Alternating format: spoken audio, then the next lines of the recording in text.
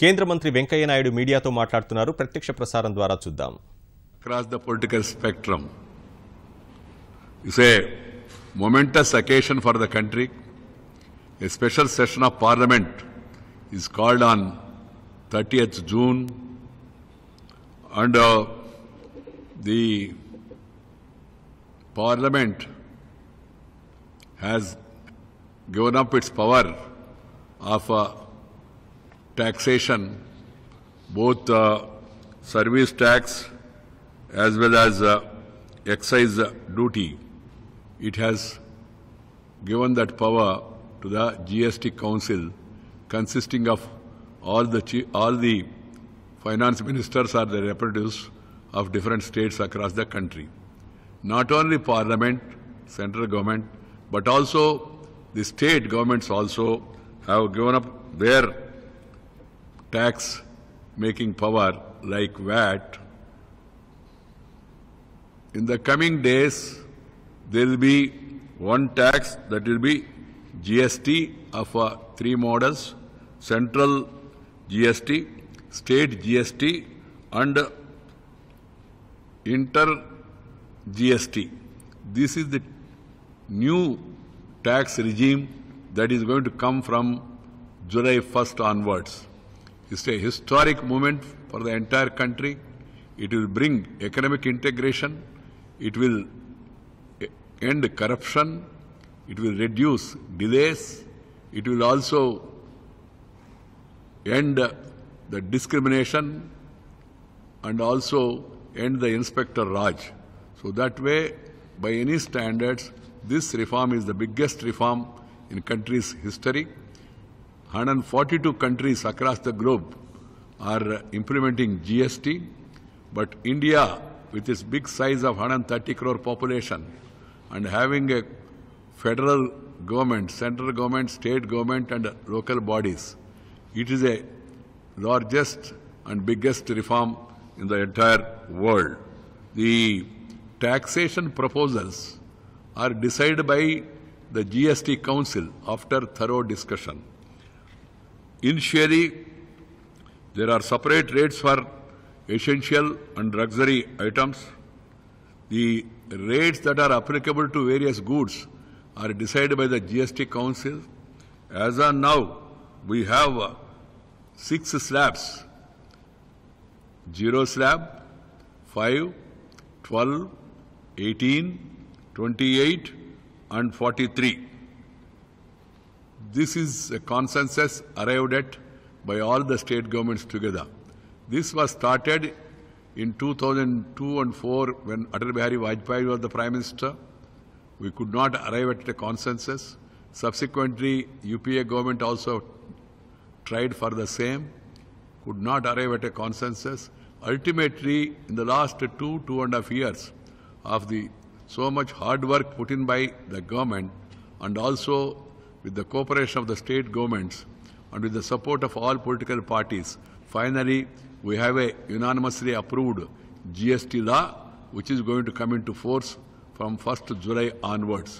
I appeal to all the stakeholders, different agencies, trade organizations, consumers, because the consumers are going to be benefited, the prices will come down, the inflation will come down, the traders also benefited because there won't be any harassment. Everything will be online and it will be done electronically. There is no scope for any manipulation or, as I said earlier, discrimination also. That being the case, I feel that this is a historic reform and also biggest taxation reform in the taxation system of the country. I hope that everybody will cooperate with the same and prepare. I also would like to assure the people, initially there will be some problems, there will be some teething troubles, and even if there are some shortcomings during the course of time, they will be identified, and after evolving a consensus, the GST Council will try to take care of those shortcomings, if any. Those teething troubles in the beginning will be there, but the long term, GST is going to help the country. It is going to strengthen the economy. The GDP will grow much faster, much higher. So that being the case, I hope everyone concerned, raising above partisan politics, will extend full support, and also the trade and industry and other allied organizations have been asking for GST for years together. Now that it has become a reality, I hope they will also extend full cooperation.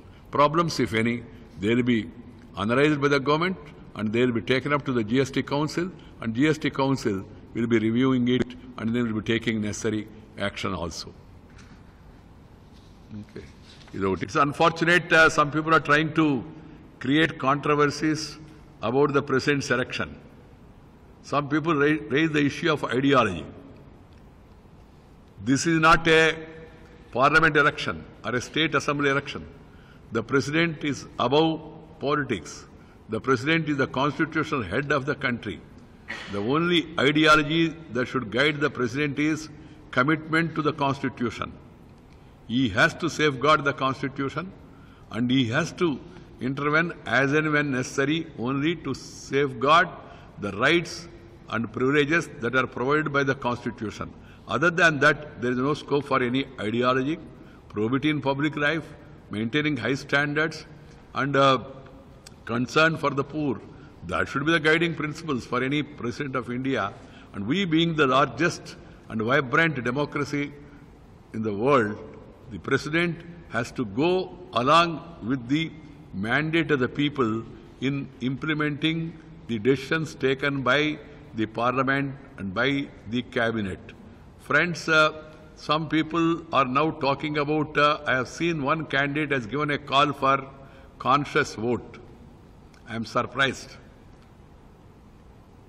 Consciousness for the congressmen is a matter of convenience. Whenever it suits them politically, they try to rake up such issues. We have seen earlier when the Congress party officially declared Sri Neelam Sanjeev Reddy as the party choice, and the same candidate was defeated by the congressmen by using the consciousness at that time, and they got him defeated and elected somebody else. They may be speaking out of their own experience. As far as we are concerned, we have to go by the character, caliber, capacity and conduct of the candidate, and I am confident people will definitely elect Sri Ramnath Kovind because he has all the qualifications of becoming a president, and also he has enough experience in the public life and he has worked for the downtrodden sections of the society. Caste also should not be brought into this election of this highest office because it will be belittling the importance of the institution that has to be understood by one and all. I would like the people to please remember that we must have a president who will go by the spirit of the constitution, unlike in the past, because now we are celebrating 42nd anniversary of emergency. I would like to quote that in 1975, on June 25th, without a cabinet recommendation, in a democracy, cabinet recommendation has to be accepted by the president or he can ask for clarification. But then the president, Sri Fakhruddin Ali Ahmad, without bothering about insisting on cabinet recommendation, he has simply issued proclamation of imposing emergency in the country. Commitment to the constitution, that is more important. Otherwise, such things happened earlier. That's why I want to remind the people, the commitment of the president should be to have commitment to the constitution.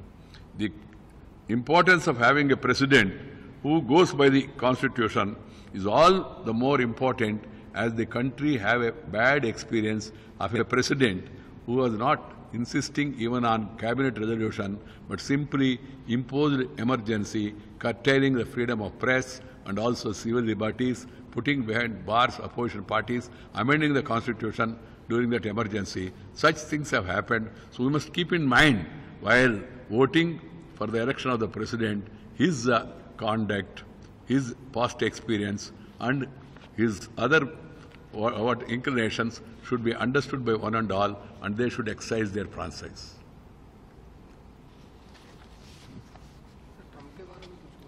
Ma? Trump. Okay? Thank you, Ma.